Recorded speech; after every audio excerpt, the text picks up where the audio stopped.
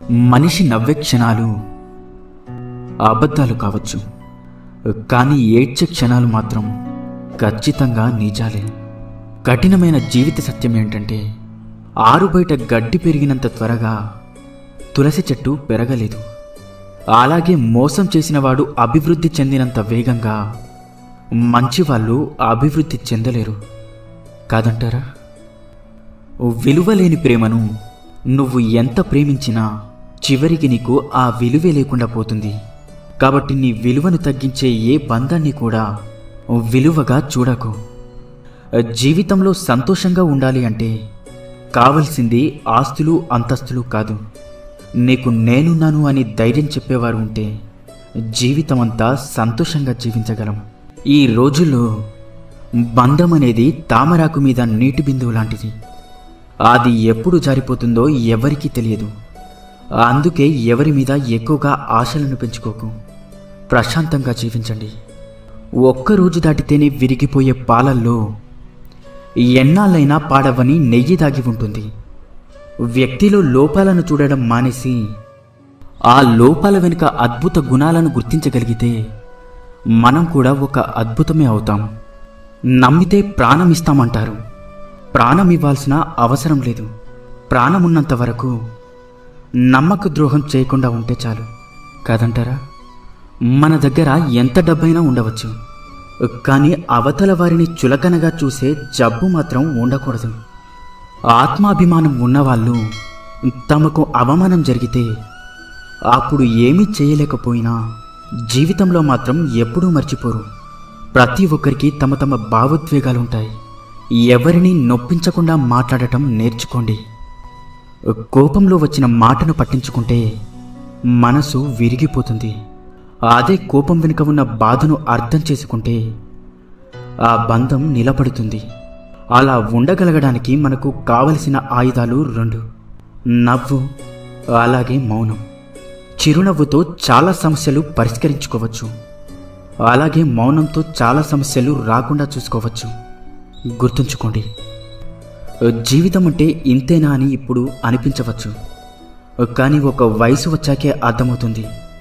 నువ్వు మోస్తున్న బాధ్యత, నిన్ను నమ్ముకున్న మనుషులు, నిన్ను పరిగెత్తేలా చేసే ఏదో ఒక అవసరం. మనిషికి వయసు పెరిగే కొద్దీ అనుభవం పెరగాలి, ఆలోచన విధానం మారాలి, ప్రవర్తనలో మంచి చెడు తెలుసుకోగలగాలి. అప్పుడే మనిషికి విలువైన గౌరవం, సమాజంలో మంచి వ్యక్తిగా గుర్తింపు లభిస్తుంది. ఈ ఒక్క విషయాన్ని జీవితంలో ఎప్పుడూ మర్చిపోకండి. నువ్వు ఎంత విసిగిస్తున్నా ఓపికతో ఉండే హృదయం విసిగిపోతే వాళ్ళు తీసుకునే నిర్ణయాలు చాలా కఠినంగా ఉంటాయి. అర్థమైందనుకుంటా. పరాయి వాళ్ళు ఒక మాట అంటేనే వాళ్ళని చూసినప్పుడల్లా ఆ మాట గుర్తొస్తూ ఉంటుంది.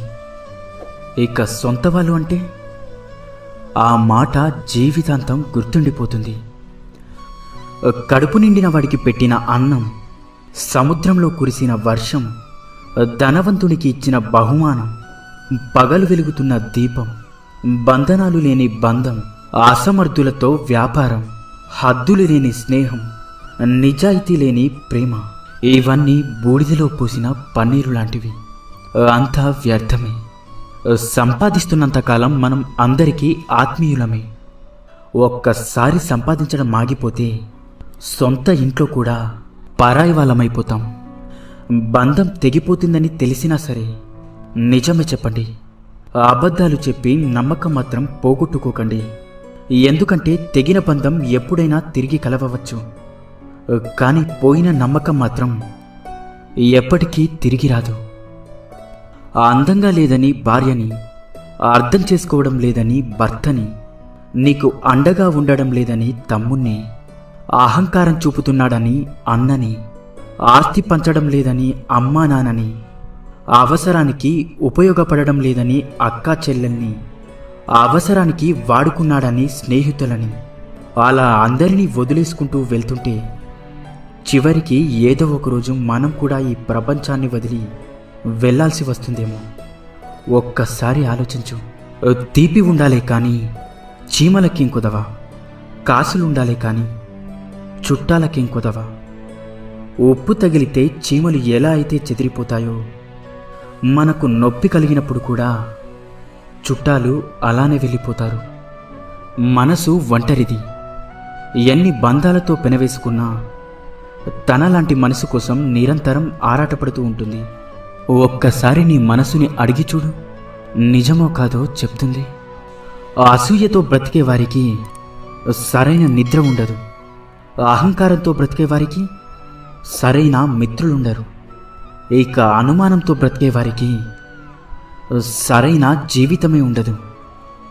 ఇకపై అబద్ధమే చెప్పకూడదు అని నిర్ణయం తీసుకున్నప్పుడే ఎవరో ఒకరు వచ్చి బాగున్నావా అని అడుగుతారు. కూరల్లో మజ్జిగల్లో చేరి వాటికి రుచిని అందించే ఉప్పు నీళ్ళల్లో పాలల్లో చేరితే వాటి యొక్క రుచి పోతుంది. మనం ఎంత గొప్పవారమైనా సరే ప్రతి చోట మన అవసరం అనేది ఉండదు. మన అవసరం లేని చోట తల దూచకపోవడమే వివేకవంతుని లక్షణం. వాడుకోవడం తెలిసిన వారికి వదిలించుకోవడం కూడా తెలుసు. జాగ్రత్తగా ఉండండి. సంతోషం అనేది ఎన్ని వేలు ఖర్చు పెట్టి ఎన్ని ఊర్లు తిరిగినా రాదు. మన అనుకునే వారితో ఒక్క 10 నిమిషాలైనా మనసు విప్పి మాట్లాడితే నిజమైన సంతోషం దొరుకుతుంది. రక్తం చుక్కలు చిందించకుండా మనిషిని మానసికంగా హింసించి చంపే ప్రమాదకరమైన ఆయుధం మాట. దానిని మూర్ఖుడు వాడిన తర్వాత ఆలోచిస్తాడు. తెలివైనవాడు ఆలోచించి మాట్లాడతాడు. జీవితంలో కొన్నిసార్లు ఒంటరిగా నడవడం కష్టంగా ఉండొచ్చు. కానీ ఆ ఒంటరితనమే డబ్బు విలువ, మనుషుల విలువ, సమయం యొక్క విలువ, అలాగే జీవితం యొక్క విలువ అన్నీ నేర్పిస్తుంది. కారణం లేని కోపం, గౌరవం లేని బంధం, బాధ్యత లేని యవ్వనం, అలంకరణతో వచ్చే అందం ఎక్కువ కాలం నిలబడవు.